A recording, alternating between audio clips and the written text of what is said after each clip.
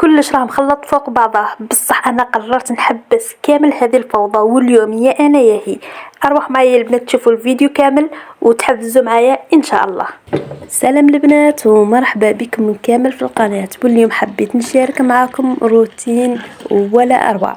كيما راكم تشوفوا البنات هنايا راني جبت فطور الصباح وراح نفطروا ان شاء الله، وبعد الفطور مباشرة راح يكون يوم كامل الترزيق. اللي راهي تعاني من حالة اكتئاب والله يعني كسلانة، حبيت نقول لك شمري على يديك وروحي معايا.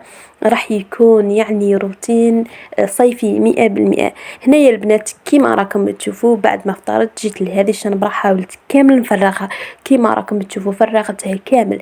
انا يا البنات صراحة نحب نفرغ كامل ونسيق باش نحس يعني صح يعني سيق، فهمتوني البنات. كيما راكم تشوفوا التزرزاق راهو بدا.